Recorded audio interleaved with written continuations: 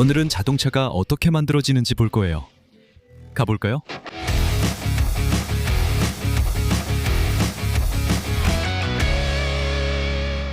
우리는 상파울루주 내륙에 있는 소로카바까지 와서 토요타 공장을 알아보려고 왔어요. 여기가 코롤라 크로스 생산지입니다. 이 차량은 전기모터와 내연기관을 결합한 하이브리드입니다. 그리고 각 기술의 장점을 최대한 활용해서 온실가스 배출을 줄이고 운전자에게 실용적이고 효율적인 자동차가 되도록 했어요. 코롤라 크로스는 전동화 차량 카테고리에 속해 있어요. 하지만 100% 전기차와는 달리 이 하이브리드는 콘센트에 꽂아서 배터리를 충전하지 않아요. 직접 사용할 전기를 스스로 생산합니다. 공장에 들어가기 전에 여기 바로 옆에 토요타 자동차에 사용될 부품을 만드는 기업들이 모여있는 거대한 산업단지가 있다는 걸 말씀드리고 싶어요. 여기에는 서스펜션 시트 공장, 금속 부품, 범퍼 부품 공장 등이 있어요. 그래서 토요타 공장은 부품 재고를 더 적게 보유할 수 있습니다. 공장들을 연결하는 내부 도로도 있어서 항상 사람들이 부품을 운반하고 있어요. 엔진은 외부에서 오지만 그렇게 멀지 않아요. 여기서 약 30km 떨어진 포르투 팰리스에 있는 토요타 공장에서 옵니다.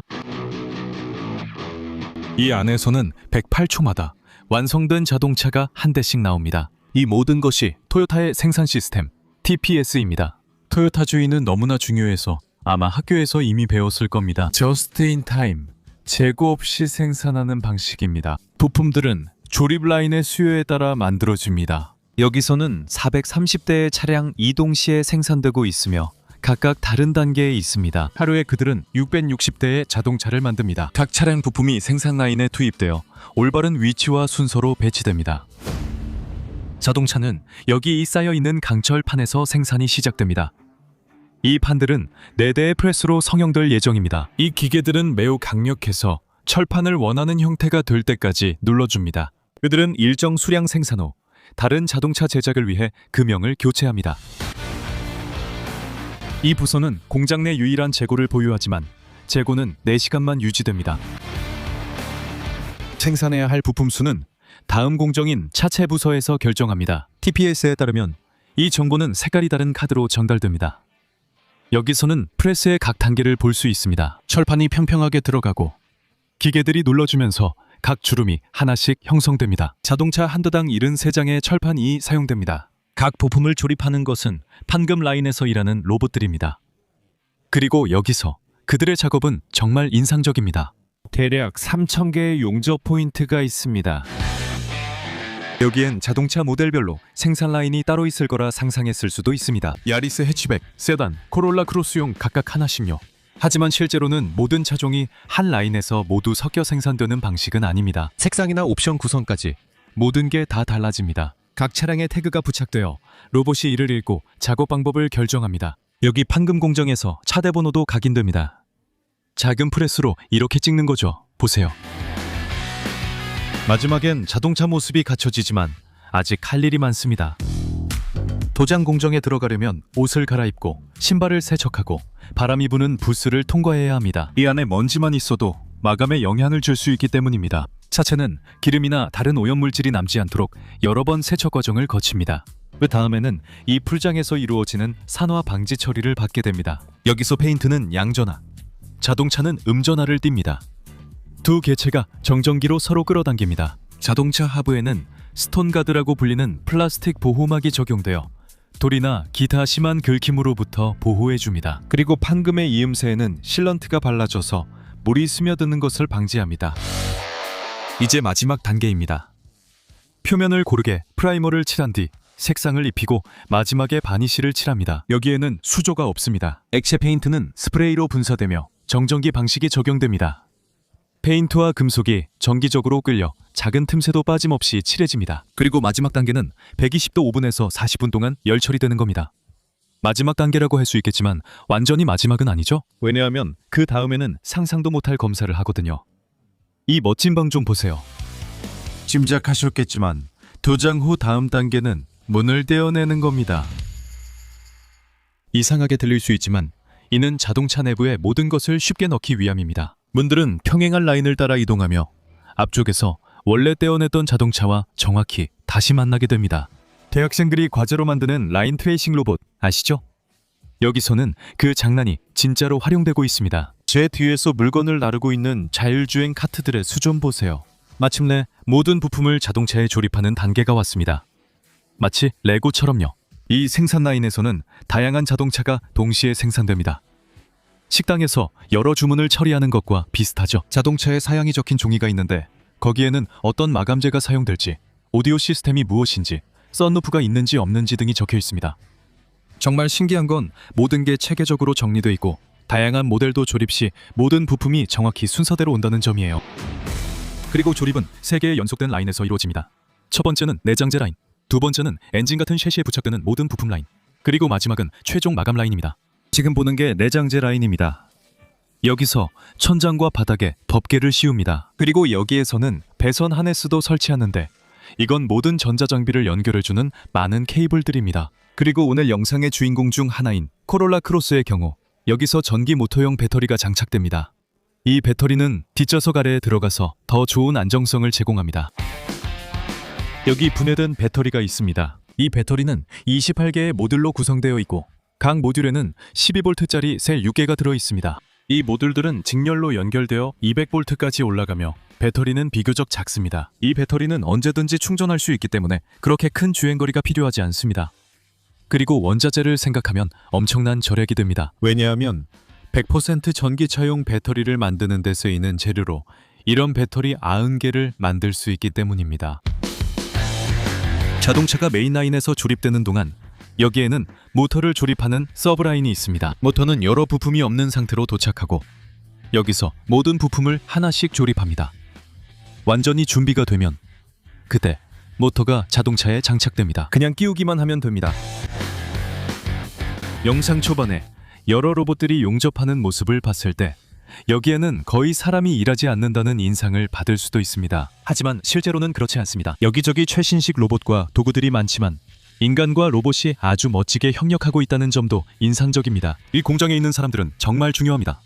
그런데 한 가지가 있어요. 아무도 뛰어다니는 사람이 없어요. 모든 것이 아주 잘 맞춰져 있습니다. 한 부서를 나오면 다음 부서가 대기 중이에요.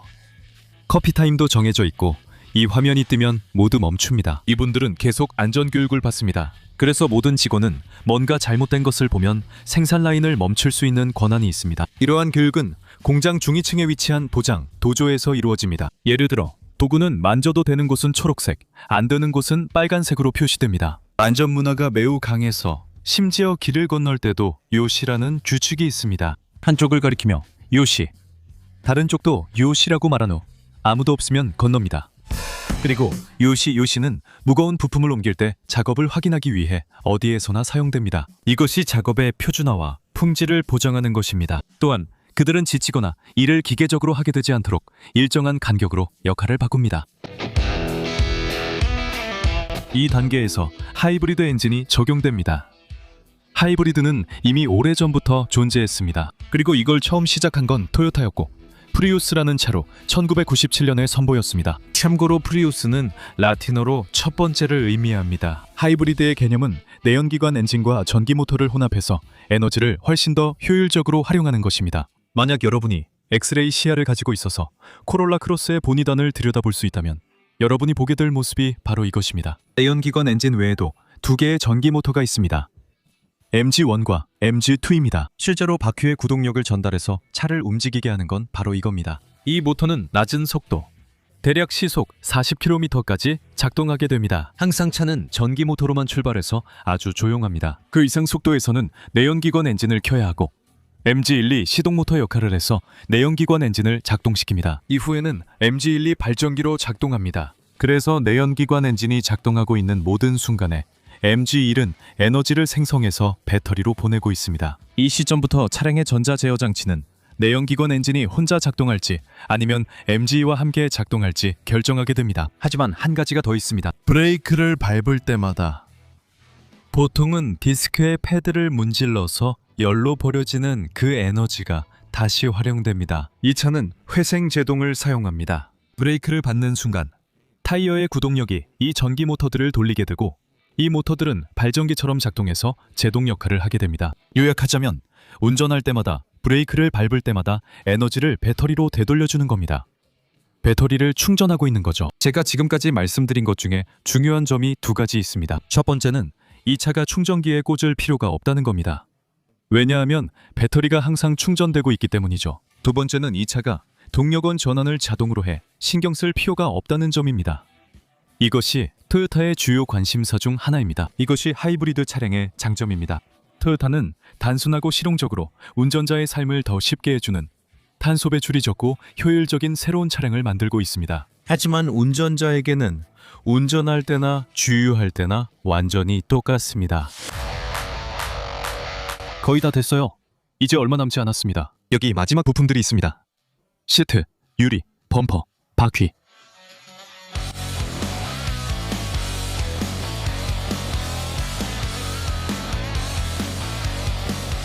문 기억나시죠? 여기서 다시 자동차를 만납니다.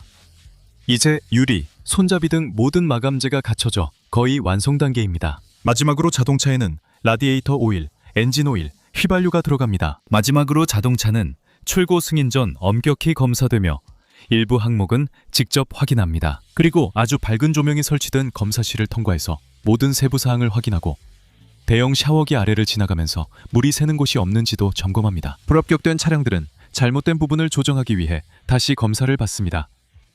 감사합니다. 일부 차량은 바로 트레일러에 실리며 수출 차량은 해상 운송 중 산화 방지를 위해 필름을 씌웁니다.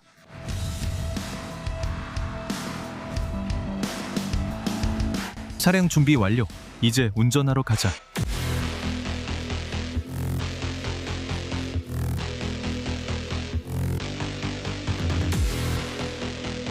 아, 정말 기분 좋다.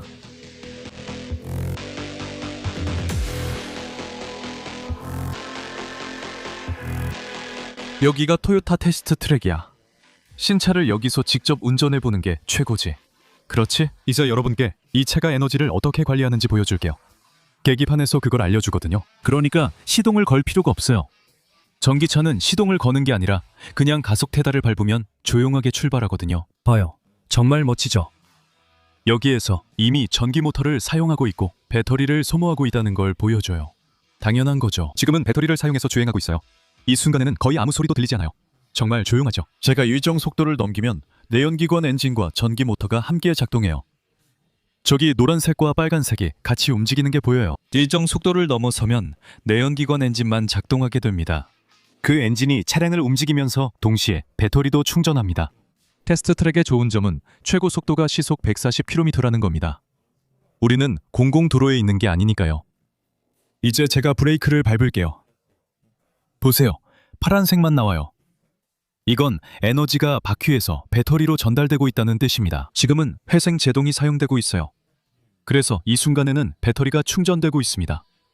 저는 계속 가속하거나 브레이크를 밟고 있는 게 아니라 에너지가 다시 배터리로 돌아가고 있는 거예요. 정말 멋지죠? 제가 아무것도 하지 않을 때, 즉 가속 페달이나 브레이크를 밟지 않을 때 차는 이 탄력을 이용해서 배터리를 충전합니다. 그리고 다시 전기 모드로 출발했다가 내연기관이 작동하는 식으로 반복됩니다. 이 모든 덕분에 차가 매우 조용하고 운전하기도 정말 즐겁습니다. 왜냐하면 항상 전기 모드로 출발하기 때문이죠. 그리고 이 차는 연비도 아주 뛰어납니다. 제가 에너지를 나중에 사용하려고 저장하는 모든 순간은 원래라면 낭비됐을 에너지를 아끼는 셈입니다.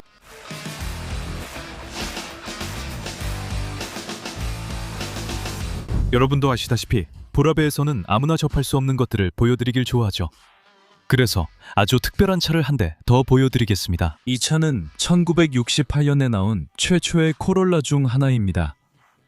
전 세계에서 가장 많이 팔린 차종 계보의 시작을 연 차량 중 하나죠. 하지만 놀라움은 이게 아니었습니다. 여러분은 스스로 움직이는 자동차에 대해 들어본 적 있으신가요? 바로 이 차, 미라이입니다. 이 차는 미래에 대한 엄청난 약속입니다. 왜냐하면 이 차가 배출하는 오염물질이 뭔지 아세요? 바로 물입니다. 이 차는 연료전지라는 기술을 사용합니다. 차 안에서 수소가 산소와 반응해서 전기 에너지와 물을 만듭니다. 이 전기 에너지는 차의 전기 모터를 구동하는 데 사용됩니다. 문제는 이 수소를 환경에 해를 끼치지 않고 생산하는 것입니다. 이걸 가장 쉽게 하는 방법은 전기 분해인데 물, 즉 H2O를 수소와 산소로 분리하는 겁니다. 하지만 이 과정엔 전기가 필요하며 이 전기가 태양광이나 풍력발전소에서 오면 깨끗한 에너지원이 됩니다. 100km를 달릴 때마다 1리터의 물이 나오고 이 차는 배기관도 없습니다. 이 차는 물을 저장 탱크에 보관하다가 가득 차면 버튼을 눌러 배출할 수 있습니다. 자동차가 어떻게 만들어지는지, 각 부품이 얼마나 효율적으로 설계되는지 아는 게 정말 흥미롭습니다. 이것은 토요타가 이미 상징적인 자동차들을 만들어왔으며 현대적인 차량을 생성하고 온실가스 배출을 줄이는데 신경을 쓰고 있다는 것을 보여줍니다. 그리고 그것뿐만 아니라 충전용 콘센트가 필요 없고 이미 브라질 전역에 있는 주유소 네트워크를 그대로 사용할 수 있는 편안한 자동차라는 점도 있습니다.